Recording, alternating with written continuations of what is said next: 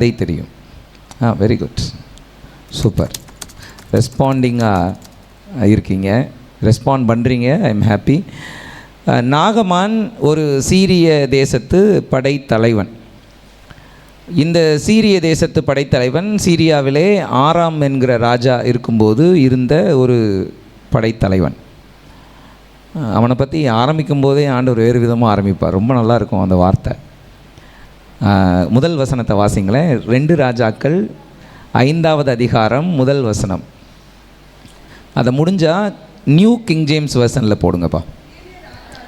சீரிய ராஜாவின் படைத்தலைவனாகிய நாகமான் என்பவன் தன் ஆண்டவனிடத்தில் பெரிய மனுஷனும் எண்ணிக்கை உள்ளவனுமாய் இருந்தான். இப்போ அடுத்த வார்த்தை தான், அடுத்த சென்டென்ஸ் தான் நமக்கு ரொம்ப முக்கியமானது. வாசிங்க. அவனை கொண்டு கர்த்தர் சீரியாவுக்கு ரட்சிப்பை கட்டளையிட்டார். இது அப்படியே இங்கிலீஷில் போடுங்களேன். நியூ கிங் ஜேம்ஸ் வெர்ஷன் இருக்குன்னா ஐ எம் வெரி ஹாப்பி. அவனை கொண்டு கர்த்தர், இப்போ இங்கே என்ன இருக்குன்னு பாருங்களேன். By him the lord had given victory to Syria. ரட்சிப்பை கொண்டு வந்தாருங்கிறது ஒரு பக்கம். இவன் இருந்ததுனால தான் சீரியா ஜெயிச்சுக்கிட்டே வந்திருக்கு. கர்த்தர் இவன் நிமித்தம் சீரியாவுக்கு வெற்றியை கொடுத்து கொண்டே வந்தார். அதான் அர்த்தம். ரொம்ப ஆச்சரியமாக இருக்கு. அவன் தேவனை அறியாதவன். நம்ம பாஷையில் சொல்லணும்னா புறஜாதியான், ஜென்டைல். அவனுக்கும் தேவனுக்கும் சம்பந்தமே இல்லாத போதும் கர்த்தர் அவனுக்காக சீரியாவை ஜெயிக்க வைத்து கொண்டே வந்தார். உங்களுக்காகவும் எனக்காகவும் நாம் ஆண்டவரை அறியாதிருக்கும் போதே நம் குடும்பங்களிலேயும் நம்முடைய வாழ்க்கையிலேயும் அநேக ஜெயங்களை கர்த்தர் கட்டளையிட்டிருந்தார். நம்ம நினைக்கிறோம் நம்ம ஆண்டவர் அறிஞ்ச பின்னாடி தான் வெற்றி. இல்லை, ஆண்டவர் என்னை என்றைக்கு முன்குறித்தாரோ அன்றையிலிருந்து எனக்காக வெற்றிகளை அனுப்பி தந்து கொண்டே இருக்கிறார். Is such a god. அப்படிப்பட்ட நாகமான் குஷ்டரோகமாக இருந்தான். குஷ்டம்னா அது கஷ்டம்தான். நமக்கு தெரியும் குஷ்டம்னா எப்படி இருக்கும்னு. இப்போ it is an eradicated disease. இப்போ இல்லை, இருக்குது, சில மாநிலங்களில் இருக்குது, ஆனால் தமிழ்நாட்டில் இல்லவே இல்லை. நம்ம கொஞ்சம் ஹைஜீனாக தான் மெயின்டைன் ஆகிறோம். ஆனால் இந்த ஹைஜீன் குறையும் போது தான் இந்த பிரச்சனைகள்லாம் வருது. குறிப்பாக வட மாநிலங்களில் இன்னமுமே இந்த டிசீஸ் முழுசாக எராடிகேட் ஆயிடுச்சுன்னு சொல்ல முடியாது. கொஞ்சம் அங்கங்கே இருக்குது. ஆனால் இதற்கான மெடிசன் இருக்குது. இது ஆரம்பத்திலே கண்டுபிடிச்சிட்டா முழுசுமாகவே க்யூர் பண்ணலாம். ஒருவேளை இடையில கண்டுபிடிச்சா கூட சில இழப்புகளோடு அந்த டிசீஸ் இல்லாமல் நம்ம காப்பாற்றிக்கலாம். இப்போவுமே நாம் ஒரு இடத்துல போய் மினிஸ்ட்ரி பண்ணுறோம். அவர்களுக்குன்னு கொடுக்கப்பட்ட குவார்ட்டர்ஸில் போய் நம்ம பார்க்குறோம். சில விரல்கள் இல்லாதவர், சில மூக்கு இல்லாதவங்க, அப்படியெல்லாம் நம்ம பார்த்து அவர்கள் மத்தியிலே ஊழியம் செய்கிறோம். அந்த டிசீஸ் அவங்கள விட்டு போயிடுச்சு. ஆனால் அந்த நோயினுடைய தாக்கம் அங்கே இருக்க தான் செய்யுது. அதில் இழந்த உறுப்புகள் தான். அதனால் இந்த மாதிரியான ஒரு டிசீஸ், இதுவே இந்த நாகமான் யூத குலத்தில் பிறந்திருந்தா இவனை சேர்த்துருக்கவே மாட்டாங்க. ஊரை விட்டு வெளியில் போயிருன்னு அனுப்பிச்சிருப்பாங்க. இவர் சீரியாவிலே இருந்ததுனாலே இவர் ஊருக்குள்ளே அனுமதிக்கப்பட்டிருந்தார். இன்னொன்று, இவர் செல்வாக்கு மிகுந்தவர், எண்ணிக்கை உள்ளவர். அதில் அந்த வசனம்லாம் இருக்கும். அவன் பெரிய மனுஷனாக இருந்தான். அவனை கொண்டு தேவன் நிறைய வெற்றிகளை கொடுத்ததுனால யாரும் நிராகரிக்கப்படும் இடத்துல அவன் இல்லை. அவன் நோய்க்காக அவன் நிராகரிக்கப்படுற இடத்துல அவன் இல்லை. நமக்குள்ள பல சிறுமைகள் இருக்கலாம், நமக்குள்ள பல பலவீனங்கள் இருக்கலாம். ஆனால் எல்லா பலவீனங்களையும் தாண்டி அநேக மேன்மைகளை கர்த்தர் நமக்கு வைத்திருக்கிறதுனாலே ஒருவரும் நம்மை புறம்பே தள்ள முடியாது. அப்படிப்பட்டவன் தான் இந்த நாகமான். தேவனை அவன் அறிந்து கொள்ளும் முன்னமே தேவன் அவனை அறிந்து கொண்டதினாலே யாரும் தள்ளிவிட முடியாத ஒரு இடத்துல தேவன் அவனை நிறுத்தி வைத்திருந்தார். இப்போ இவருக்கு குஷ்டம். இவர் வீட்டில் ஒரு பணிவிடைக்கார பெண் இருக்கிறாள். அவள் இஸ்ரவேல் சமூகத்தால். அவள் சொல்கிறா, சமாரியாவுக்கு போனால் எங்ககிட்ட ஒரு தீர்க்கதரிசி இருக்கிறாரு, அவர் சுகப்படுத்துவார், நம்ம எஜமான போக சொல்லுங்கள் அப்படின்னு அந்த எஜமாட்டிகிட்ட சொல்லவும் இவர் போகிறாரு ராஜாட்ட, நான் சமாரியா தேசத்துக்கு போகிறேன், சமாரியா தேசத்தில் யார் ராஜாவாக இருந்திருக்க கூடும்னு கெஸ் பண்ண முடியுது. ஒருவேளை யோசபேத்தா இருக்கலாம், இல்லைன்னா அவருடைய மகன் ஜெரோம் அப்படின்னு நினைக்கிறேன், சரியா எனக்கு ஜெகோராமாக இருக்கலாம். இந்த 2 பேரில் ஒருத்தர் ராஜாவாக இருந்திருக்க வாய்ப்பு இருக்குது அப்படின்னு சொல்கிறாங்க. ஏன்னா எந்த ராஜான்னு அங்கே ஸ்பெசிஃபிகேஷன் இல்லை. இந்த 2 ராஜாக்கள் காலத்திலேயும் ஆரோம் வந்து ராஜாவாக இருந்திருக்கிறார் சீரியாவில். ஸோ இப்போ என்னவாகுது, இவர் ராஜாவுக்கு கடிதம் எழுதிட்டு அங்கே போகிறாரு. ராஜா கடிதத்தை வாங்கி பார்த்துட்டு ட்ரெஸ் எல்லாம் கிழிச்சிக்கிறார். குஷ்டரோகியை சுகமாக்கி அனுப்புன்னு சொன்னால் அவன் என்னை சண்டைக்கு கூப்பிட்ற மாதிரில இருக்குது, ஒரு குஷ்டரோகத்தை நான் எப்படி சுகமாக்குறது, இவர் என்னை சண்டைக்கு கூப்பிட்ற மாதிரி இருக்குது, எனக்கு என்னையை விரோதிக்கிற மாதிரி இருக்குது, நான் என்ன பண்ணுவேன் அப்படின்னு அவர் தெரியாமல் சட்டையை கிழித்து கொள்கிறார். இப்போ தான் எலிசா தீர்க்கதரிசி ஆள் அனுப்புகிறார் சமாரியாவிலேருந்து. அவனை என்கிட்ட அனுப்பு, நீ ஏன் பயப்படுற, இஸ்ரவேலிலே தீர்க்கதரிசிகள் உண்டு என்பதை அவர்கள் அறிந்து கொள்ளட்டும். இங்கே அனுப்ப சொல்கிறார். இவர் வர்றார், படை பரிவாரங்களோடு வருகிறார். படை பரிவாரங்கள்னால் கொஞ்சம் நஞ்சம் இல்லைங்க, அவர் கொண்டு வந்த அந்த பொன்னும் வெள்ளியும் அப்பா அவ்வளவு 6000 சேக்கல் பொன், 10 தாலந்து வெள்ளின்னு நினைக்கிறேன், என்னன்னு பார்த்துருங்க, வெள்ளி அவ்வளவு. அப்போ இதை நான் இந்தியன் மணியில் கால்குலேட் பண்ணுறேன், ஏறத்தாழ 68 கிலோ தங்கம். 1 பவுண்ட் இருந்தாலே இங்கே நம்ம Raja, it goes more than a lakh. இவர் 68 கிலோ, இது போக 131 கிலோ வெள்ளி, இத்தனை எடுத்துகிட்டு வர்றாங்க. இன்றைய மதிப்புக்கு அதனுடைய என்னென்ன ஆவரேஜ் மதிப்பு வந்து 110 கோடி.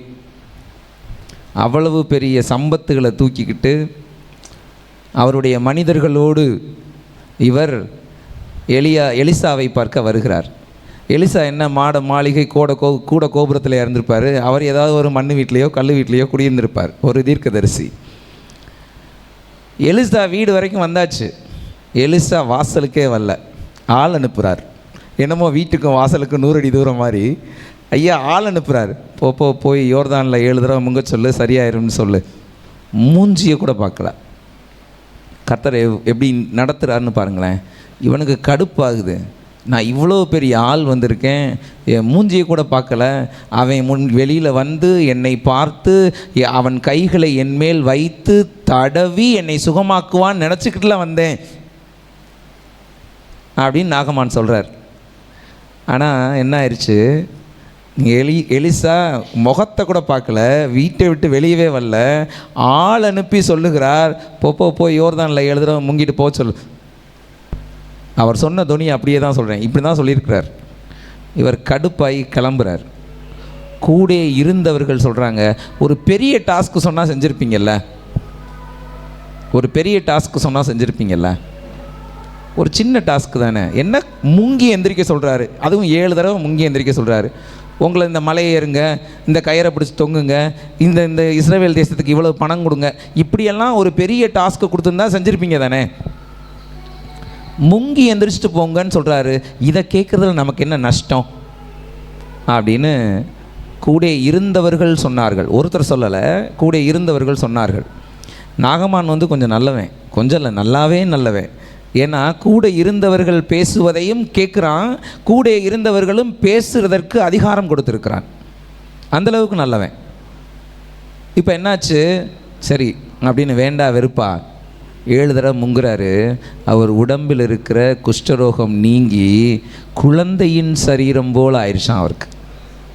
அப்படியே அவ்வளவு சாஃப்ட் ஸ்கின்ஸ், உடம்பு ஃபுல்லாக அப்படியே ப்ரொடியூஸ் ஆகுது. கர்த்தர் எதையும் மாற்றுகிறவர். இப்போ தான் அவருக்கு புரியுது, இஸ்ரவேலின் தேவன் தான் தேவன், வேறு தேவனே கிடையாது, ஒருத்தர் கூட என்னை இந்த வியாதியிலேருந்து குணமாக்க முடியல, இவர் தான். அப்படியே பொன்னையும் பொருளையும் அள்ளிட்டு அதே வேகத்தோட அதே மகிழ்ச்சியோட எலிசாவை பார்க்க வர்றார். இப்போ எலிசா வர்றார். முன்னாடி ரதத்தை விட்டு கீழே இறங்கல நாகமான், உள்ளே இருந்துகிட்டே போய் எலிசா வர சொல்லுன்னு சொல்கிறாரு. அவர் அங்கே இருந்துகிட்டே சொல்கிறாரு, நீ போய் யோர்தானில் முங்குன்றாரு. ஆனால் இப்போ வந்து ரதத்தை விட்டு இறங்கி எலிசாவின் முன் பணிந்து இருக்குது அதெல்லாம், அந்த வார்த்தையெல்லாம். பணிந்து அப்பா அவர் முன்னாடி நின்றுட்டு, இதோ இஸ்ரவேலில் இருக்கிற தேவனை தவிர பூமி எங்கும் வேறே தேவன் இல்லை என்பதை அறிந்தேன், இப்போதும் உமது அடியேன், வார்த்தையை பாருங்களேன், இப்போதும் படைத்தலைவனாகிய நாகமான் கையில் நீர் காணிக்கை வாங்கி கொள்ள வேண்டும் இல்லை, இப்போதும் உமது அடியேன் கையில் காணிக்கையை வாங்கி கொள்ள வேண்டும் என்றான். தாழ்மை வந்துருச்சு பாருங்கள். அது வரைக்கும் படைத்தலைவன் என்கிட்ட எத்தனை பேர் இருக்கிறாங்க, நான் 110 கோடி பொருளை கொண்டுட்டு வந்திருக்கேன், இருந்தால் வெளியிலே வரல அப்படின்னு இப்படி திமுறா தெனாவட்டா நின்றுட்டு இருந்த ஒரு நபர் பணிஞ்சு குனிஞ்சு வார்த்தைகளில் பணிவை கொண்டுட்டு வந்து இவர் எலிசாட்ட பேசுகிறார். இதுதான் கதையினுடைய முன்னோட்டம். அப்படியே வாங்க, நாம் தியானிக்க எடுத்துக்கொண்ட பகுதி 2 ராஜாக்கள் 5ஆம் அதிகாரம் 15ஆம் வசனத்திலிருந்து 19ஆம் வசனம் வரைக்கும். மொத்தம் நமக்கு 5 வசனங்கள் இருக்குது. 5 பேர் நல்ல சத்தமாக ஒருவர் ஒரு வசனம் வீதம் வாசிப்போம். அப்பொழுது அவன் தன் கூட்டத்தாரோடெல்லாம் தேவனுடைய மனுஷனிடத்துக்கு திரும்பி வந்து அவனுக்கு முன்பாக நின்று, இதோ இஸ்ரவேலில் இருக்கிற தேவனை தவிர பூமி எங்கும் வேறே தேவன் இல்லை என்பதை அறிந்தேன், இப்போதும் உமது அடியேன் கையில் ஒரு காணிக்கை வாங்கி கொள்ள வேண்டும் என்றான். அதற்கு அவன், நான் வாங்குகிறதில்லை என்று கர்த்தருக்கு முன்பாக அவருடைய ஜீவனை கொண்டு சொல்லுகிறேன் என்றான். வாங்க வேண்டும் என்று அவனை வருந்தினாலும் தட்டுதல் பண்ணிவிட்டான். அப்பொழுது நாகமான், ஆனாலும் 2 கோவேறு கழுதைகள் சுமக்கத்தக்க 2 பொதி மண் உமது அடியேனுக்கு கட்டளையிட வேண்டும். உமது அடியேன் இனி கர்த்தருக்கே அல்லாமல் அந்நிய தேவர்களுக்கு சர்வாங்க தகனத்தையும் பலியையும் செலுத்துவதில்லை. ஒரு காரியத்தையே கர்த்தர் உமது அடியேனுக்கு மன்னிப்பாராக. என் ஆண்டவன் பணிந்து கொள்ள ரிம்மோன் கோவிலுக்குள் பிரவேசிக்கும்போது நான் அவருக்கு கைலாகு கொடுத்து ரிம்மோன் கோவிலிலே பணிய வேண்டியதாகும். இப்படி ரிம்மோன் கோவிலில் நான் பணிய வேண்டிய இந்த காரியத்தை கர்த்தர் உமது அடியானுக்கு மன்னிப்பாராக என்றான். அதற்கு அவன், சமாதானத்தோடே போ என்றான். போதும் போதும், அது அவ்வளோதான் நமக்கு. தேங்க்யூ. வாசித்த அத்தனை பேருக்கும் நன்றி. சமாதானத்தோடே போ என்றான். ரொம்ப சிம்பிளான வசனங்கள், இது யாருக்கும் புரியாத வசனங்கள் எல்லாம் கிடையாது. இதில் 3 விஷயங்களை தேவன் நமக்கு கற்றுத்தர விரும்புகிறார். இந்த நாகமானை குறித்து இயேசுவும் பேசியிருக்கிறார். எலிசா செய்த அற்புதங்களை பெரும்பாலும் புதிய ஏற்பாட்டில் பார்க்க முடியாது, ரொம்ப ரேர். இயேசுவே ஒரு விஷயத்தை பேசியிருக்கிறார்னா இந்த நாகமானை குறித்து பேசியிருக்கிறார். லூக்கா எழுதின சுவிசேஷம் 4ஆம் அதிகாரம் 27 நாகமானை குறித்து இயேசு பேசியிருக்கிறார். அல்லாமலும் எலிசா தீர்க்கதரிசியின் காலத்திலே இஸ்ரவேலுக்குள்ளே அநேகம் குஷ்டரோகிகள் இருந்தார்கள். ஆயினும் சீரியா தேசத்தானாகிய நாகமானே அல்லாமல் அவர்களில் வேறொருவனும் சுத்தமாக்கப்படவில்லை என்கிற சத்தியத்தின்படியே உங்களுக்கு சொல்லுகிறேன் என்றார். எத்தனை பேர் வேணாலும் குஷ்டரோகத்தில் இருக்கலாம், ஆனால் தேவன் ஒருவனை தெரிந்து கொண்டாரானால் அவனுக்கு அந்த குஷ்டரோகம் இருக்காது. எல்லாரும் குணமாக்கப்படலை. சீரியா தேசத்தில் இருந்த ஒருவன் குணமாக்கப்பட்டான். இஸ்ரவேலுக்குள்ளேயே அத்தனை பேர் இருந்தாங்க, அவர்களே குணமாகவில்லை. ஆனால் சீரியா தேசத்திலே ஒருவன் குணமாக்கப்பட்டான். பக்கத்தில் இருக்கிற கிறிஸ்துவுக்கு நெருக்கமாக இருக்கிற சபைக்கு நெருக்கமாக இருக்கிற எத்தனையோ பேருக்கு ஃபேவர் கிடைக்கும் நம்ம நினச்சிக்கிட்டு இருப்போம். ஆனால் தள்ளி இருந்த நம்மை தேடி வந்து நமக்கு உபகாரம் செய்தவர் நம்முடைய கர்த்தர். உண்மை. நமக்கு உபகாரம் பண்ணுறதுக்கு தான் அவர் வராரு. நீங்கள் சீரியா தேசத்தில் இருந்தாலும் இஸ்ரவேலையும் தாண்டி உங்களை நோக்கி வந்து உங்களை சுகப்படுத்துகிறவர் உங்கள் கர்த்தர். சரி, இந்த நாகமான் காணிக்கை 110 கோடி நமக்கெல்லாம் கொடுத்தா என்ன செய்வோம்? வாங்கிட்டு அடுத்த லிஸ்ட் எப்போ கொண்டு வரீங்கன்னு கேட்பான். எல்லாருக்குமே தேவை இருக்குது. பணம் மிக முக்கியமான ஒன்று வாழ்க்கைக்கு. வாயில் சொல்லலாம் பணம் இல்லாமல் வாழலாம், பணமாக சந்தோஷத்தை நிர்ணயிக்குது சொல்லலாம். சொல்கிறவங்கெல்லாம் பணக்காரங்களாக தான் இருப்பாங்க. ஏழை ஒருவனும் அதை சொல்லுகிறதே இல்லை. ஏன்னா அது அவனுக்கு தேவையாக இருக்குது. பணத்துக்கு நாம் ரொம்ப பெரிய முக்கியத்துவம் கொடுக்க வேணாம். ஆனால் அது முக்கியத்துவம் இல்லாததுன்னு நம்ம சொல்லவே முடியாது. பணம் இல்லாத போது எனக்கு கிடைத்த மரியாதையையும் பணம் இருக்கும்போது எனக்கு கிடைக்கிற மரியாதையையும் நான் அறிவேன், நீங்களும் அறிவீர்கள். ஆமாம் தானே? ஆமாம். அதனால் பணம் ரொம்ப முக்கியமான ஒன்று. பணம் இல்லாமல் வாழ்ந்துடலாம், பணமாக மனிதனுடைய சந்தோஷத்தை நிர்ணயிக்குதுன்னு யாராவது சொன்னால், அப்பா நீ ஏழை ஆகிட்டு வந்து பேசு அப்படின்னு சொல்லுங்கள். Nothing wrong. சரி, இங்கே பணத்தை கொண்டுட்டு வந்து கொடுக்குறார். 68 கிலோ தங்கம், 131 கிலோ வெள்ளி. 15வது வசனம் சொல்லுது, திரும்பி வந்து அவனுக்கு முன்பாக நின்று, இதோ இஸ்ரவேலில் இருக்கிற தேவனே, தேவனை தவிர பூமி எங்கும் வேறே தேவன் இல்லை என்பதை அறிந்தேன். இப்போதும் உமது அடியான் கையில் ஒரு காணிக்கை வாங்கி கொள்ள வேண்டும் என்றான். 16 கடைசி சொல்லுது, அவன் தட்டுதல் பண்ணிவிட்டான். தேவையில்லை, நீ கிளம்பு. ஏங்க காணிக்கை அப்போ வாங்க மாட்டாரா கர்த்தர்? காணிக்கை கொடுக்கக்கூடாதா? இதுதான் தேவன் சொல்கிற விஷயமா. ஒரு விஷயத்தை தெரிஞ்சுக்கோங்க. பாஸ்டர் 2 புத்தகத்தை அறிமுகப்படுத்தினாங்க. வேதாகம உபதேசங்கள். கிறிஸ்தவ வாழ்க்கை வாழ உபதேசங்களே போதும். நம்முடைய வேதத்தில் இருக்கிற உபதேசங்களை கிறிஸ்பாக கன்சைஸ்டாக இதை பிரிண்ட் பண்ணியிருக்காங்க. இதை வாசித்தாலே கிறிஸ்தவம்னா என்னன்னு தெரிஞ்சிடும். அப்புறம் ஏன் பைபிள் வாசிக்கணும்? பைபிளில் ஏன் இவ்வளவு கதைகள் மூலமாக சொல்லணும், இவ்வளவு சம்பவங்கள் மூலமாக சொல்லணும்னா, தேவன் எப்படிப்பட்டவர் என்பதை டைரக்டாக இருக்கிற தியரி சொல்லிக் கொடுக்காது, சம்பவங்கள் சொல்லிக் கொடுக்கும். அதனால தான் வேதாகம புத்தகம் முழுவதும் ஏதோ ஒரு சம்பவங்களின் தொகுப்பாகவே இருக்குது. ஆதியாகமம் வாசிக்கும்போது கொஞ்சம் இன்ட்ரெஸ்ட்டாக வாசிச்சிருவோம். லேவியராகமம் இன்ட்ரெஸ்ட்டாக வாசிச்சிருவோமா? என்னாகமம் இன்ட்ரெஸ்ட்டாக வாசிச்சிருவோமா? உபாகமம் கூட கொஞ்சம் இன்ட்ரெஸ்ட்டாக வாசிச்சிருவோம். யாத்ராகமம் கொஞ்சம் வாசிச்சிருவோம். இந்த லேவியராகமும் என்னாகமும் வாசிக்கவே பிடிக்கல. ஏன் பிடிக்கல? சம்பவமே இல்லை, கணக்காக இருக்குது. இவன் அவனை பெற்றான், அவன் இவனை பெற்றான், இவனுக்கு இத்தனை குமாரர்கள், அவனுக்கு அத்தனை. என்னங்கடா கதை இது? எவனை பார்த்தா நமக்கு என்ன? எவனில் எத்தனை பேர் இருந்தால் நமக்கு என்ன? இந்த கதையை வாசிக்கும் போது சம்பவங்கள் இல்லை, நமக்கு பிடிக்க மாட்டேங்குது. நமக்கு சுவாரஸ்யமே எங்கே இருக்குது தெரியுமா? கதை கேட்குறதுல தான். இதை சாத்தான் பிடிச்சிக்கிட்டதுனால தான் இன்றைக்கி சீரியலில் நம்மளெல்லாம் பிடிச்சி வச்சுருக்கிறான். நமக்கு கதை ரொம்ப பிடிக்குங்க. என்டர்டெயின்மெண்ட்டில் ஃபுல்லாக என்ன இருக்குது? கதை இருக்கிறது, ஏதோ ஒரு கதை இருக்கிறது. கதைனா நமக்கு பிடிக்கும்.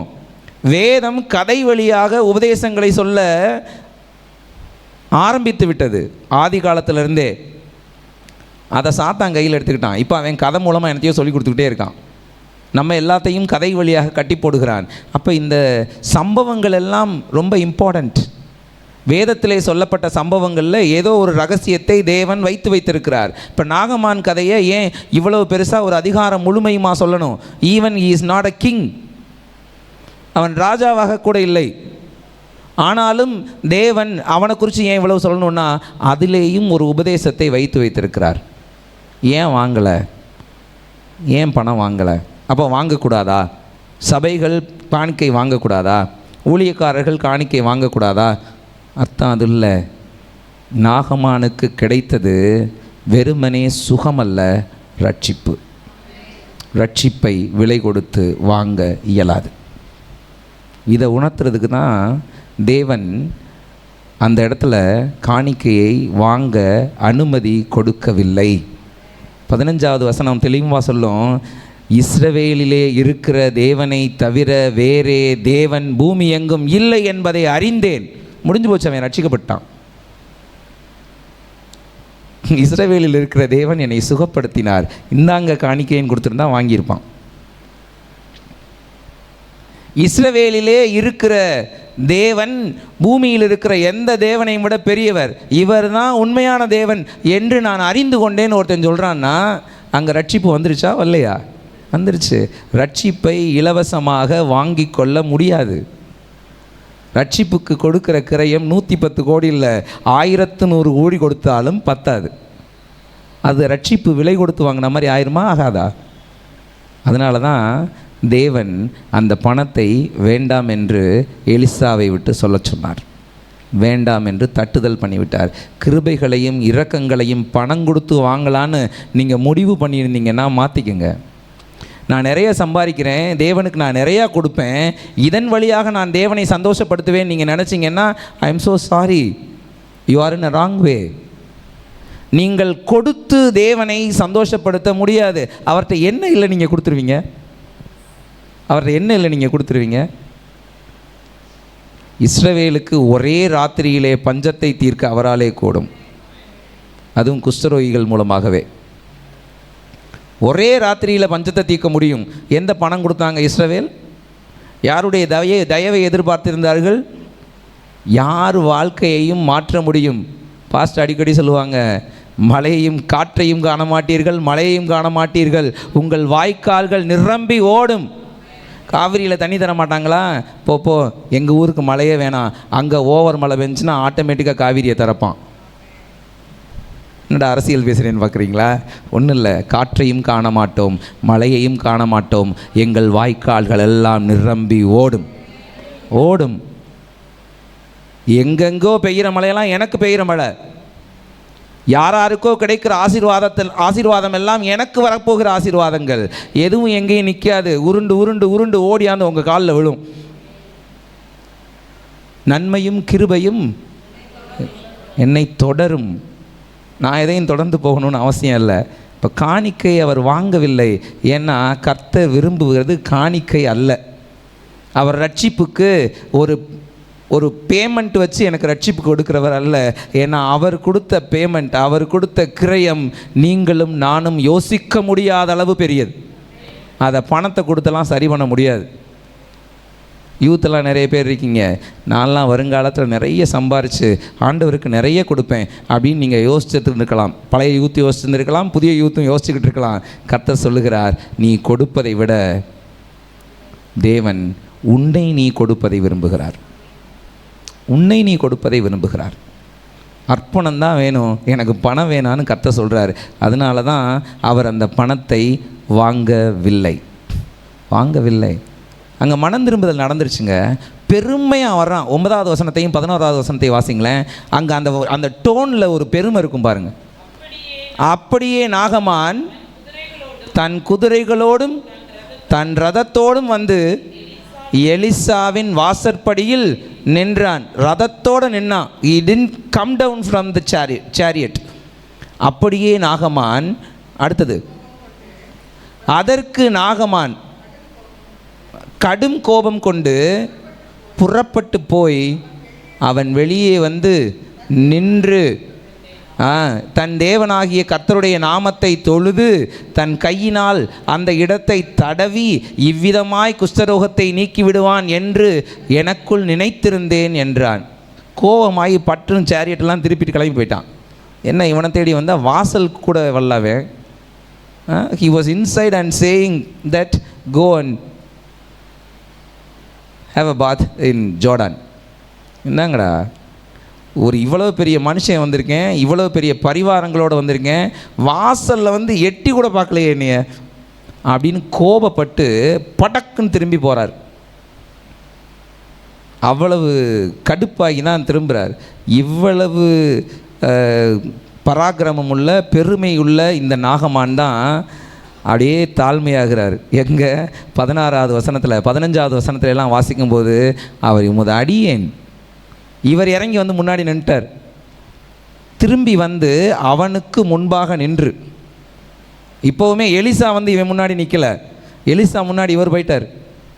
நீ வரலையா, நான் வர்றேன் உள்ள வா. இந்த தாழ்மை வரணும்.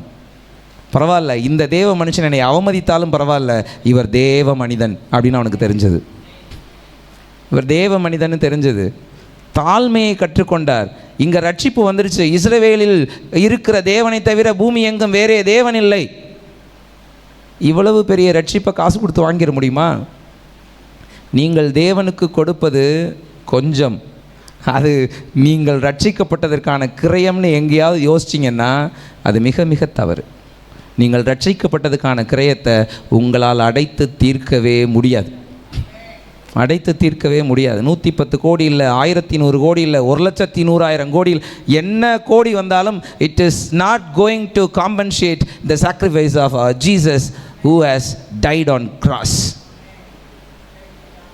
It is not possible. அப்போ அவர் என்ன தான் விரும்புகிறார்? உங்கள் அர்ப்பணத்தை விரும்புகிறார். அவருடைய சுபாவத்தை தரித்து கொள்ள உங்களை நீங்கள் அர்ப்பணிக்க வேண்டும் என்று விரும்புகிறார். அர்ப்பணம்னா அவருடைய சுபாவத்தை வெளிக்காட்டுறது தான் அர்ப்பணமே.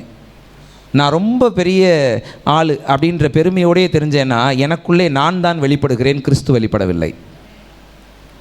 நான் ரொம்ப படித்தவன் அப்படின்னு நான் வெளிப்படுத்துகிறேன்னா என்னுடைய படிப்பு தான் வெளிப்படுகிறதே ஒழிய கிறிஸ்து வெளிப்படவில்லை. ஆதியாகமத்துக்கு வாங்க, 1ஆம் அதிகாரம் 26வது வசனம் வாசிங்க. பின்பு தேவன் நமது சாயலாகவும் நமது ரூபத்தின்படியேயும் மனுஷனை உண்டாக்குவோமாக என்றார். போதும். பின்பு தேவன் நமது சாயலாயும் நமது ரூபத்தின்படியேயும் மனுஷனை உண்டாக்குவோமாக என்றார். நாம் கிறிஸ்துவின் சாயலில் இருக்கிறோம்னா எதன்படி? சரீரத்தின்படி நினைக்கிறீங்களா? சுபாவத்தின்படி. எல்லா மிருகங்களையும் அவர் மண்ணிலே செய்தார். வார்த்தையினால தானே செய்தார்? இல்லை, மிருகங்களை எல்லாம் மண்ணிலே செய்தார். நல்லா வாசிங்க.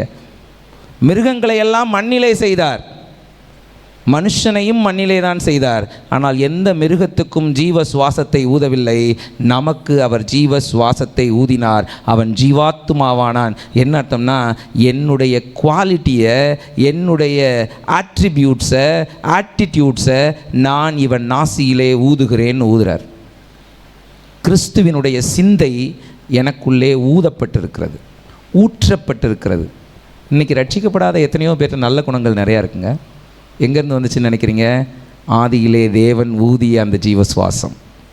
அதனால தான் அவங்க இன்றைக்கும் நல்ல குவாலிட்டிஸ் நிறைய தான் எக்ஸ்போஸ் பண்ணுறாங்க, எக்ஸ்ப்ரெஸ் பண்ணுறாங்க. நமக்குள்ளே இருக்கிற நன்மைகளை விட அவர்களுக்குள்ளே இருக்கிற நன்மை ரொம்ப பெருசாக இருக்குது. அப்போ என்ன செஞ்சிட்டோம்? சில குவாலிட்டிஸை நம்ம இழந்துட்டோம். ஏதேன் தோட்டத்தில் ஒவ்வொருத்தருக்கும் ஒன்று மிஸ் ஆயிடுச்சு, சிலது மிஸ் ஆயிடுச்சு. சில குணங்களை இன்னும் நமக்குள்ளே வைத்திருக்கிறோம். அது பரிபூரணப்பட நாம் விட்டு கொடுக்க வேண்டும். இதுதான் அர்ப்பணம். ஆண்டவருக்காக சம்பாரித்து எல்லாத்தையும் நான் ஆண்டவர் கொடுப்பேன், அது அர்ப்பணம் அல்ல. ஆண்டவரை போல ஆண்டவருடைய சுபாவத்தை தரித்து கொண்டு இந்த பூமியிலே வாழ்வேன்னு நான் என்னை அர்ப்பணிக்கிறது தான் அர்ப்பணம். நான் சம்பாதிக்கிறதெல்லாம் கொடுப்பேன்றது அர்ப்பணம் இல்லை. இந்த தாட் நிறைய பேருக்கு இருக்குன்றதுனால தான் இதை சொல்கிறேன். குறிப்பாக யூத்துக்கு இருக்குன்றதுனால நான் இதை சொல்கிறேன். நானும் யூத்தாக இருக்கும்போது இதை யோசிச்சிருக்கேன். கண்டிப்பாக ஊழியக்காரன் ஆகக்கூடாது. ஏன்னா அந்த நாட்களில் ஊழியக்காரர்கள் எல்லாம் ரொம்ப பாடுபட்டாங்க. சாப்பாட்டுக்கு இல்லாமல், தண்ணிக்கு இல்லாமல், பிள்ளைகளை பராமரிக்க முடியாமல், படிக்க வைக்க முடியாமல். இன்றைக்குமே பல பயோனியர் மிஷனரிஸ் கஷ்டப்படுறாங்க. அப்போ இதெல்லாம் பார்க்கும்போது என்ன தோணுதுன்னா, நான் ஊழியக்காரன் ஆயிடக்கூடாது, இவ்வளவு கஷ்டத்தை என்னால் பட முடியாது, நான் சம்பாதித்து தேவனுக்கு நான் நிறைய கொடுத்து இந்த ஊழியங்களை தாங்குவேன். ஆனால் கர்த்தர் அப்படியெல்லாம் என்னை வைக்கல. போப்போ ஒரு கட்டத்துக்கு பின்னாடி நீ ஊழியக்காரனாக தான் இருக்கணும், நீ வந்தே ஆகணும், நீ பேசியே தீரணும், போ, உனக்கு ஒரு மாதிரி வச்சுருக்கேன் அவ்வளோதான், ஆனால் you have to suffer with my ministry அப்படின்னு முடிச்சுட்டு போயிட்டார். மினிஸ்ட்ரினா அப்படியே எல்லாம் தேன் ஓடும் பால் ஓடும் நினச்சிட்ருக்கீங்களா? அவமானங்களின் பாதை தான் மினிஸ்ட்ரியின் பாதை. பொருளாதாரத்தில் தான் க்ரைசிஸ் வரணும்னு அவசியம் இல்லை. மென்டலி ஊழியக்காரர்களை புட் டவுன் பண்ணுறதுக்கும் ஸ்ட்ரெஸ்ஃபுல் ஆக்கிறதுக்கும் அநேக சூழல்களும் மனிதர்களும் இருந்து கொண்டே இருக்கிறார்கள். ஊழியக்காரனாக இருக்கிறது அவ்வளோ ஈஸி இல்லை, தட் இஸ் ட்ரூ. ஆனால் அர்ப்பணம் அப்படிங்கிறத நான் இங்கே எப்படி சொல்ல வரேன்னா, அவருக்காக அவருடைய சுபாவத்தை பிரதிபலிக்கிறதற்கு விட்டு கொடுப்பது தான் அர்ப்பணமே ஒழிய பொருளாதாரத்தினாலே தேவனுடைய ஊழியத்தை தாங்குவது அர்ப்பணம் அல்ல. முதல்ல அதை புரிஞ்சுக்குவோம். யூத் இதை ரொம்ப தெளிவாக வச்சுக்கோங்க. போ அல்லது அனுப்பு கிடையாது, போகவும் செய்ய வேண்டும், அனுப்பவும் செய்ய வேண்டும். இதுதான் ஊழியம். இதற்கு தான் தேவன் விரும்புகிறார். இதை தான் தேவன் விரும்புகிறார். இப்போ என்னாச்சு? இங்கே நடந்தது அற்புதம் கிடையாது, ஒரு சுகமாக்குதல் கிடையாது, ஒரு மிகப்பெரிய ரட்சிப்பு. சீரியா தேசத்துக்கு திருப்பி போகிறார். யார்? நாகமான் திருப்பி போகிறார். திருப்பி போகிறாருன்னா என்ன நடந்திருக்கும்? அங்கே சீரியா தேசத்திலே அநேகர் ரட்சிக்கப்படும்படி நாகமானை தேவன் பயன்படுத்தினார். இப்போ முதல் வசனத்தை திரும்பி வாசிங்க. 2 அர்த்தத்திலையும் பொருள் கொள்ளலாம்ன்றதுனால 2 டிரான்ஸ்லேஷன் இருக்குது. கர்த்தர் சீரியாவுக்கு ரட்சிப்பை கட்டளையிட்டார். யாரை கொண்டு? நாகமானை கொண்டு. நாகமானை கொண்டு கர்த்தர் சீரியாவுக்கு ரட்சிப்பை கட்டளையிட்டார். இந்த நாகமான் தான் அங்கே போய் ரட்சிப்பை சொல்லணும், சுவிசேஷத்தை சொல்லணும், ரட்சிப்புக்குள்ள அவர்களை நடத்தணும் என்று தேவன் இவனை ஒரு மிஷினரியாக முன்குறித்தார். அப்போஸ்தலர் நடபடிகள் புத்தகத்தில் எத்தியோப்பியன் கந்தாகே ராஜஸ்திரியினுடைய மந்திரி ஒருத்தன் வருவான், யூனக். அவனுக்கு பிலிப்பு அப்படியே வேகமாக போய் தேவனுடைய வார்த்தைகளை சொல்லி ஞானஸ்நானம் கொடுத்து திரும்புவார். எதுக்காக இவ்வளோ அவசரமாக என் போகிற வழியில் அவனை குறுக்கிட்டு ஒரு ட்ராவல், காற்றை விட வேகமான ஒரு ட்ராவலை பிலிப்புக்கு கொடுத்து அங்கே போய் சுவிசேஷத்தை சொல்லி அப்படியே திருப்பி வரணும். ஏன்னா எத்தியோப்பியா தேசத்துக்கு சுவிசேஷத்தை கொண்டு செல்லுகிற மகனாக அந்த கந்தாகே ராஜஸ்திரியினுடைய மந்திரியை தேவன் நியமித்திருந்தார். அது மாதிரி தான் நாகமான் சீரியா தேசத்திலே ஒரு மிகப்பெரிய ரட்சிப்பை கட்டளையிடும்படியாக தேவன் நாகமானை தெரிந்து கொண்டிருந்தார். அதனால தான் அவன் மூலமாக அந்த தேசத்துக்கு வெற்றியை கொடுத்தார். அவன் மூலமாக தேவன் ரட்சிப்பை கொடுத்தார். உங்கள் வாழ்க்கையில் வருகிற வெற்றியெல்லாம் நீங்கள் உங்களை சுற்றி இருக்கிறவர்களை ரட்சிப்புக்குள் நடத்த வேண்டும் என்கிறதற்காக மட்டுமே. இந்த அர்ப்பணம் உங்களுக்குள்ளே இருக்கணும். தேவனுடைய சாயலை தரித்து கொள்ள வேண்டும். தேவனுடைய சாயலை தரித்து கொள்ள வேண்டும். நீங்கள் எப்பெல்லாம் ஆக்ட் அண்ட் ரியாக்ட் பண்ணுறீங்களோ, இயேசு இப்படி தான் செஞ்சுருப்பாரான்னு யோசிச்சு செய்யுங்க. What would Jesus two in this situation? அப்படி யோசிச்சு செய்யுங்க. அதுதான் கிறிஸ்துவின் சிந்தையை வெளிப்படுத்துவது. ஐயோ, மனம் பதறி பேசிட்டேன், ஒரு பதட்டத்தில் சொல்லிட்டேன். Don't do. ஏன் பதறீங்க? கிறிஸ்து இந்த இடத்துல என் இடத்துல இருந்தால் என்ன செய்திருப்பார்? யோசிங்களேன். இளையகுமாரன் கதை நமக்கு தெரியும். இளையகுமாரன் கதை. இளையகுமாரன் ஏன் மோசமானவனாக பார்க்கப்பட்டான் அப்படின்னா, அவன் விரும்பினது என்ன தெரியுமா? கட்டுப்பாடில்லாத வாழ்க்கை. என்னை யாரும் கண்ட்ரோல் பண்ணக்கூடாது. நீ எங்கே போகிற, என்ன பேசுகிற, யார்கிட்ட பேசுகிற, எவ்வளோ நேரம் மொபைல் பார்க்குற, என்ன பண்ணுற, எதையும் யாரும் கேட்கக்கூடாது. கேட்டால் அப்படியே சுறுசுறுன்னு கோபம் வரும். அப்பான்னா கேட்காம இருப்பாரா? அம்மானா கேட்காம இருப்போமா? போட்டும், இந்த பிள்ளை தருதலையாக போட்டும் அப்படின்னா விடுவோம். கேட்டால் கோவம். இப்போ ஜென்சி இன்றைக்கி 2-3 தடவை அந்த வேர்டை யூஸ் பண்ணிட்டாங்க. என்னமோ ஜென்சியும் மூக்கில் தான் சுவாசிக்குது, வாயில் தான் சாப்பிடுது. என்ன attitude change? I am not against the attitude of Gen Z, but எதுவும் மாறலையே. மூக்கில் தானே சுவாசிக்கிறோம், வாயில் தானே சாப்பிட்றோம். இது மாறலையே. ஆட்டிடியூட் மட்டும் எப்படி ஜென்சி சில்ட்ரனுக்கு மாறும்னா, the environment that we have provided had changed them. என்ன மாதிரியான சூழலை நாம் இந்த பிள்ளைகளுக்கு வைத்திருக்கிறோம். நீங்கள் வாழ்ந்த சூழலில் நீங்கள் கெட்டு போவதற்கான வாய்ப்பே இல்லை. இவங்க வாழ்கிற சூழலில் கைக்குள்ளே இருக்குது எல்லாமே. இப்போ இந்த பிள்ளைய டிஸ்ட்ராக்ட் ஆகாதேன்னா ஆக தான் செய்யும். தேவனுடைய சுபாவங்கிறது செய்யாதே என்பதில் அல்ல, செய் அப்படிங்கிறதுல இருக்குது. இந்த இடத்துல இருந்து இந்த புக்கை தூக்கிட்டேன், இந்த இடத்துல என்ன இருக்கும்? இப்போ ஒன்றும் இல்லைன்னு சொல்லக்கூடாது, காற்று இருக்கும். ஒரு இடத்துல இருந்து ஒரு பொருளை நீக்கிறோம்னா அந்த இடத்துல தேவ ஆவியானவர் உட்காரணும். தேவ ஆவியானவர் உட்காராமல் பொருளை மட்டும் எடுத்து வெளியில் வச்சிட்டோன்னா அந்த இடத்துல இன்னும் அநேக பொருட்கள் வரும். ஒரு ஆவியை விரட்டுறோம், அந்த இடம் ரட்சிக்கப்படாத இடமா இருக்குன்னா இன்னும் பல ஆவிகளை திருப்பி கொண்டு வந்து அங்கே குடியிருக்கும்னு இருக்குது வேதத்தில். எப்போவுமே டோன்ட்டு சொல்கிறதுக்கு முன்னாடி கிறிஸ்துவை உள்ள இப்படி சொருகுங்க, அப்படி சொருகி வைக்கணும் கிறிஸ்துவை. அப்படி சொருகி வைக்கும்போது கிறிஸ்து இருந்தாலே டோன்ட்டெல்லாம் ஓடிடும். இப்போ ஒரு பொருளை சொருகி வைக்கிறோம், ஆட்டோமேட்டிக்காக தேவையில்லாத பொருள் என்னவாயிரும்? வெளியே வந்துடும். அதனால தான் நான் பிரசங்கத்தில் எப்போவுமே டோன்ட்டு சொல்கிறதில்ல. இதை செய்யாதே, அதை செய்யாதே, ஓ இஷ்டம் எனத்தினாலும் செய்ய, ஆனால் கிறிஸ்து வைப்பார். கிறிஸ்து உள்ளே வந்துட்டார்னா டோன்ட்டெல்லாம் வெளியில் போயிடும். அர்ப்பணம் கிறிஸ்துவை உள்ளுக்குள்ளே வைத்து தேவனை நம்முடைய வாழ்க்கையில் பிரதிபலிப்பது. நம்ம எல்லாரும் மிஷினரிகளாக குடும்பத்துக்குள்ளே சமுதாயத்துக்குள்ளே அனுப்பப்படுகிறவர்கள் இந்த நாகமானை போல. அந்த அர்ப்பணம் நமக்குள்ளே இருக்கணும். பணத்தை கொண்டு தேவனை திருப்திப்படுத்திடலாம் நினைக்காதீங்க. உங்கள் பணம் உங்களோடே போயிடும். அப்படி தானே சொன்னார் ஒருத்தர். சமாரியாவில் பிலிப்பு ஊழியம் பண்ணுறாரு. அப்போ பேதுரு வர்றாங்க. பேதுரு குரூப்போடு வர்றாரு. வந்து பரிசுத்த ஆவியானவரை அந்த குரூப்புக்கு அருளும்போது அங்கு ஒரு மாய வித்தைக்காரன் இருந்தான், சீமோன் என்ற பேரில். நான் பணம் தர்றேன், இந்த வரத்தை எனக்கு கொடு, இந்த பணம் உன்னோடு அழிய கிடவுது. முடிஞ்சு போச்சு சாபம். பணத்தை கொடுத்து எதையாவது வாங்கிடலாம்னு நினச்சிடாதீங்க. தேவனுடைய சமூகத்துக்குள்ளே கிருபைகளை, இரக்கங்களை, ரட்சிப்பை பணத்தை கொண்டு வாங்க இயலாது. யாரும் பணம் நிறையா கொடுக்கறதுனால பரலோகத்துக்கு போயிடுவாங்கன்னு நினச்சிட வேணாம். நம்மை நாம் அர்ப்பணிக்காத பட்சத்தில் நமக்கு பரலோகம் இல்லை. ரெண்டாவது, இவர் கொடுத்தாரு, வாங்கலை. இப்போ என்ன செஞ்சிட்டார் தெரியுமா? நான் ஒன்று கேட்குறேன், எனக்கு கொடுங்கன்னு கேட்குறாரு. என்ன கேட்டார்? 2 பொதி மண் வேணும். தேவன் எப்போவுமே கொடுக்குற தேவன், அவர் வாங்குகிற தேவன் அல்ல. கொடுங்க தேவனுக்கு. மனம் உவந்து அன்போடு நீங்கள் செய்யுங்கள். உங்கள் சகோதரனுக்கு, உங்கள் சகோதரிக்கு, உங்கள் தாய்க்கு, உங்கள் தந்தைக்கு, உங்கள் மனைவிக்கு, உங்கள் பிள்ளைகளுக்கு மனமுவந்து செய்வது போல் தேவனுக்கு எதை வேணாலும் செய்யுங்க, வாங்கிக்குவார். ஆனால் இதுக்கு பதில் அதில்னு கொடுத்தீங்கன்னா அவர் வாங்க மாட்டார். போய் எனக்கு தேவையில்லை, யூ கான் பை மீ. தேவனை நீங்கள் யாரும் விலை கொடுத்து வாங்கிட முடியாது. தேவனுடைய இரக்கத்தை நீங்கள் யாரும் விலை கொடுத்து வாங்கிட முடியாது. ஆனால் நீங்கள் அன்பால் எதை கொடுத்தாலும் அவர் வாங்கி கொள்ளுவார். அன்பால் எதை கொடுத்தாலும் வாங்கி கொள்ளுவார். யூதாசு முத்தம் கொடுத்தான், வாங்கி கொண்டார். வஞ்சனையுள்ள முத்தம் வாங்கி கொண்டார். அன்புன்ற பேரில் நீங்கள் என்ன கொடுத்தாலும் வாங்கி கொள்வார். அவர் ஏமாறுறதுக்கு ரெடியாக தான் இருக்கிறார். நம்ம ஏமாற்றிக்கிட்டே தான் இருக்கோம். ஆனாலும் அவர் நம்மை நேசித்து கொண்டே இருக்கிறார். இவர் மண் வேணும்னு கேட்குறாரு. எதுக்கு மண் வேணும்னு கேட்குறாரு? மண், அங்கே போய் நான் ஒரு பலிபீடம் கட்டணும். என் கர்த்தருக்கே அல்லாமல் வேறு ஒருவருக்கும், வேறு எந்த தேவர்களுக்கும் நான் தகன பலிகளை செலுத்துவதில்லை, சர்வாங்க தகன பலிகளை நான் கொடுப்பதில்லை அப்படின்னு அவர் சொல்லிட்டார். 17வது வசனம்ப்பா, 17. ஆனாலும் 2 கோவேறு கழுதைகள் சுமக்கத்தக்க 2 பொதி மண் உமது அடியேனுக்கு கட்டளையிட வேண்டும்.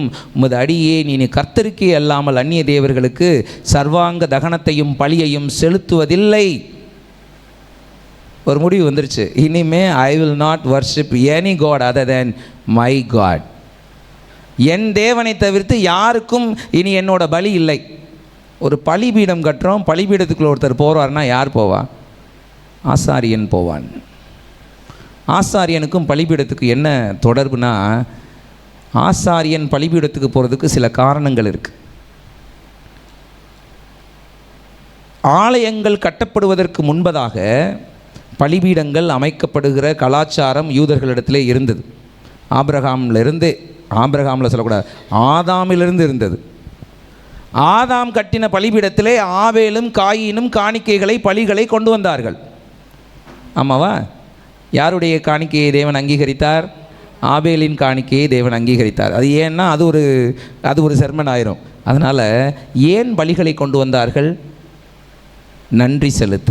கர்த்தாவே, எங்களுக்கு இந்த பூமியை விளைய பண்ணினீர், என் ஆடு மாடுகளை பெருக பண்ணினீர், என் செல்வங்களை வர்த்திக்க பண்ணினீர், என் பிள்ளைகளுக்கு திருமண காரியங்களை ஒழுங்கு பண்ணினீர், எனக்கு பேர பிள்ளைகளை அனுமதித்தீர், என் பிள்ளைகள் சுகமாய் இருக்கிறார்கள், ஒரு வியாதியும் இல்லை, என் தாய் தந்தையர் விருத்தாப்பியராய் என் கூட இருந்து எனக்கு எல்லா வகையிலும் உதவியாக இருக்கிறார்கள். இப்படிப்பட்ட ஆசீர்வாதங்களை கொடுக்கும்போது நன்றி செலுத்துவதற்கு பலிபீடத்துக்கு போங்கள். உங்களுக்கு ஒரு பலிபீடம் வேணும். அந்த பலிபீடத்திலே நீங்கள் நன்றி சொல்லுகிறவர்களாக இருக்க வேண்டும். ஆபிரகாம் பலி செலுத்தினார், பலிபீடம் கட்டினார். தனக்கு தரிசனமான கர்த்தருக்கு அங்கே ஒரு பலிபீடத்தை கட்டினான். 12:7 இருக்குது, 13:4 இருக்குது. உறவாட, நினைவு கூற, 2 விஷயம்தான். தனக்கு இங்கே இந்த இடத்துல தான்ப்பா தரிசனமானார், இங்கே ஒரு பலிபீடத்தை கட்டுவேன், நான் எப்போ வந்தாலும் அவர் இங்கே இருப்பார், நான் அவர் கூட பேசுவேன். தேவனோட உறவாடுறீங்களா? இல்லை எப்போ பார்த்தாலும் ஒரு லிஸ்ட், மளிகை கடை லிஸ்ட் மாதிரி வச்சுட்டு வாசிக்கிட்டே இருக்கமா, எனக்கு இது வேணும், அது வேணும், அது வேணும், இது வேணும், இது வேணும், அது வேணும். எது வேணும்னு கேட்காதீங்க, எல்லாத்தையும் அவரே தருவார். You go and have the communion with him. அவரோடு உறவாடுங்கள். நான் அடிக்கடி எங்கள் வீட்டில் சொல்லுவேன், போய் புறணியாவது பேசு கர்த்தர்கிட்ட, புறணியாவது பேசு. யார்கிட்ட பேசுறது? நான் புறணி யார்கிட்ட பேச முடியும்? என் வீட்டுக்காரன் மட்டும் பேச முடியும். அடுத்து யார்கிட்ட என் ஒய்ஃபை பற்றி புறணி பேசணும்னா யார்கிட்ட பேசணும்? கர்த்தர்கிட்ட தானே போகணும். போங்க, போய் புறணியாவது பேசுங்க. We love gossiping. நம்ம எல்லாருக்குமே காசிப்பிங் பிடிக்கும். பிடிக்காதுன்னு சொன்னாலும் யாராவது ஒருத்தர் ஆரம்பிச்சுட்டா அப்படியே தேனொழுக பேசுவோம். That is true. தேவனிடத்தில் ஒரு லிஸ்ட்டை வச்சுக்கிட்டு போனால் அது ஜெபம், அது விண்ணப்பம். நீங்கள் எந்த லிஸ்ட் இல்லாமல் போய் எப்போதும் போல் உங்கள் மனைவியிடம் பேசுவது போல், உங்கள் கணவனிடத்தில் பேசுவது போல், உங்கள் பிள்ளைகளிடத்தில் பேசுவது போல் எல்லா விஷயங்களையும் பேசுங்கள். உறவாடுங்கள், தேவனிடத்தில் உறவாடுங்கள். இதுதான் உறவு. நம்ம பிள்ளைங்கிட்ட பேசுகிறதுக்கு ஏதாவது டைம் ஃபிக்ஸ் பண்ணுறோமா, இல்லை வேறு ஏதாவது மேட்ரு ஃபிக்ஸ் பண்ணுறோமா? இது என்ன அஃபிஷியல் மீட்டிங்கா? அவர் என் தகப்பன், அவர் என் சிநேகிதன், அவர் என் சகோதரன், அவர் என் மணவாளன். எல்லா உறவுகளுக்குள்ளேயும் அவர் வர்றாரு. அவர்கிட்ட போய் நான் டைம் ஷெடியூல் போட்டு ப்ரேயர் பண்ணுங்கள், வேணான்னு சொல்லலை. ஆனால் ஒரு அஃபீஷியல் மீட்டிங் மாதிரி ப்ரேயர் பண்ணணுன்ற அவசியம் இல்லை. என் தனிப்பட்ட வாழ்க்கையிலே என் மணவாளனாக இருக்கிறவரோடு நான் எப்போதும் சம்பாஷிக்க வேண்டும். அந்த உறவு வேணும் எனக்கு. அதுக்கு தான் பலிபீடம். நான் அவரோடு உறவாடுவேன். அதே ஆபிரகாம் தன் மகனை பலி கொடுக்க போன இடத்துல ஒரு பலிபீடத்தை கட்டுறார். தன் அன்பை வெளிப்படுத்துகிறார். எவரையும் விட நான் உம்மை நேசிக்கிறேன் ஆண்டவரே, எவரையும் விட, என் மகனையும் விட நான் உம்மை நேசிக்கிறேன் கர்த்தாவே. பலிபீடம்னா என்ன நினைக்கிறீங்க? அன்பை வெளிப்படுத்துகிற இடம். பலிபீடம்னா உறவாடுகிற இடம். பலிபீடம்னா அவருடைய பிரசன்னத்திலே அவருக்கு நன்றி சொல்லுகிற இடம். யாக்கோபு ஒரு இடத்துக்கு பேர் வச்சார் பலிபீடத்தை கட்டி, ஏல் பெத்தேல். என்னை நடத்துகிறார் அவர். உங்களுக்கு சரியான டைரக்ஷன் வேணும்னா உங்களுக்கு ஒரு பலிபீடம் வேணும். மோசே ஒரு பலிபீடம் கட்டினார். யெகோவா நிசி அப்படின்னு அந்த பலிபீடத்துக்கு பேர் வச்சார். கர்த்தருக்கு பேர் வச்சார். வெற்றி தருகிற தேவன், ஜெயம் தருகிற தேவன். நம்ம வாழ்க்கையில் உறவாடுகிறதற்கு, நன்றி சொல்லுவதற்கு, நினைவு கூறுவதற்கு, அன்பு செலுத்துவதற்கு, வழி நடத்தப்படுவதற்கு, வெற்றி பெறுவதற்கு பலிபீடம் தேவை. நம்ம பலிபீடம் கிறிஸ்துவினுடைய சிலுவை. நம்முடைய பலிபீடம் கிறிஸ்துவனுடைய சிலுவை. அவர் எல்லாத்தையும் செலுத்திட்டார். நீங்கள் சிலுவைக்கு பக்கத்தில் போய் நின்னா போதும். That's it. கர்த்தாவே, எனக்காக நீர் மரித்தீர், எனக்காக நீர் உயிர்த்தீர், நீர் பட்ட பாடுகள் எல்லாம் எனக்கானது அப்படின்னு நீங்கள் நின்றுட்டிங்கனாலே அதுதான் பலிபீடத்தில் நிற்கிறது. உங்களுக்கும் அவருக்குமான உறவு பலப்படும், உங்களுக்கும் அவருக்குமான உணர்வு பலப்படும், உங்களுக்கும் அவருக்குமான உரையாடல் பலப்படும். என்னன்னாலும் பேசலாம் அவர்கிட்ட. தனிப்பட்ட வாழ்க்கையில் கணவன்கிட்ட பேசுகிறதற்கு மனைவி எவ்வளவு கூச்சப்பட மாட்டாலோ அப்படி எந்த கூச்சமும் இல்லாமல் தேவனிடத்திலே நாம் அவ்வளவு அழகாய் பேச முடியும். That is true. Systematic prayer life ரொம்ப அவசியம். ஆனால் அதையும் தாண்டி சிஸ்டம் இல்லாத ப்ரேயர் லைஃப்பும் நமக்கு வேணும். அதுவும் ஒரு பக்கம் இருக்கணும், இதுவும் ஒரு பக்கம் இருக்கணும். உங்கள் தேவனோடு எப்போதும் உறவாடிக்கொண்டே இருங்கள். நமக்கு ஒரு பலிபீடம் இருக்குது. எபிரேயர் 13:10 சொல்லுது, நமக்கு ஒரு பலிபீடம் உண்டு, அதற்குரியவைகளை புசிப்பதற்கு கூடாரத்தில் ஆராதனை செய்கிறவர்களுக்கு அதிகாரம் இல்லை. நமக்கு ஒரு பலிபீடம் இருக்குது. அந்த பலிபீடத்திலே பலியாக செலுத்தப்பட்டது கிறிஸ்து. அவருடைய சரீரத்தையும் அவருடைய இரத்தத்தையும் புசிப்பதற்கு வெறும் சர்ச்சுக்கு வந்துட்டு போகிற ஆட்களுக்கு அதிகாரம் இல்லை. இருதயத்திலே அவரை ஏற்றுக்கொண்டவர்களுக்கு மட்டுமே அதிகாரம் உண்டு. அவரை அனுபவிக்க, அவரை ருசிக்க, அதை புசிக்க நான் மறுபடி பிறந்திருக்க வேண்டும். எனக்குள்ளாய் கிறிஸ்துவின் பலிபீடம் கட்டப்பட்டிருக்க வேண்டும். எனக்குள்ளாய் அந்த உறவு, அந்த நன்றி எறிதல், அந்த இயல்பான அன்பை வெளிப்படுத்தும் குணம் எல்லாம் உள்ளே இருக்கணும். இருந்தால் தான் அவருடைய இரத்தத்தையும் சரீரத்தையும் புசிக்கிறதற்கு, அந்த பலியை அவர் ஏற்றுக்கொண்டதற்கு அடையாளமாக அது கருதப்படுகிறது. இல்லைன்னா நீங்கள் எத்தனை முறை கம்யூனியன் வாங்கினாலும் அது வெறும் பிரெட்டும் திராட்சையும் தான். It is not going to be a flush and blood. தேவனுடைய சமூகத்துக்குள்ளே உறவாடுங்க. நீங்கள் பேசுகிறதுக்கு டைமை தாண்டி ஒரு டைம் கொடுங்க. கர்த்தர் நல்லவர். டைமை தாண்டி டைம் கொடுங்க. உங்களால் பெட்டிஷன்ஸ் இல்லாமல் கர்த்தர்கிட்ட போக முடிஞ்சால் நீங்கள் கர்த்தரோடு மிக நெருக்கமாக இருக்கிறீர்கள். அரை மணி நேரத்தை போக்குறதுக்கு எந்த லிஸ்ட்டும் வச்சுக்காமல் நான் தேவனிடத்தில் உறவாட முடியும்னா நான் தேவனோடு நெருக்கமாக இருக்கிறேன். 1 மணி நேரம் 2 மணி நேரம் எந்த லிஸ்ட்டும் இல்லாமல் தேவனிடத்தில் என்னால் பேச முடியும்னா நான் தேவனோடு நெருக்கமாக இருக்கிறேன். லிஸ்ட்டு வச்சு ப்ரேயர் பண்ணால் டைம் ஓடும், ஆனால் அன்பு ஓடாது. நீங்கள் ப்ரேயர் பண்ணுங்கள், வேணான்னு சொல்லலை, ஆனால் இதை தாண்டின ஒரு உறவு தேவனோடு இருக்க வேண்டும். 2வது பாயிண்ட்டாக நம்ம என்ன எழுதிக்கலாம்னா பிரசன்னம், மண் வேண்டல். முதல் பாயிண்ட்டாக அர்ப்பணம், வாங்கப்படாத காணிக்கை.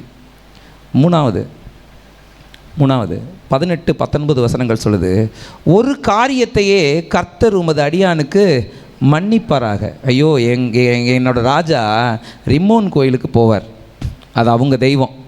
அந்த கோயிலில் அவர் போய் குனிஞ்சிக்கும் போது அவரோடு நானும் குனியணும். இது ரூலு, அரசாங்க கட்டளை.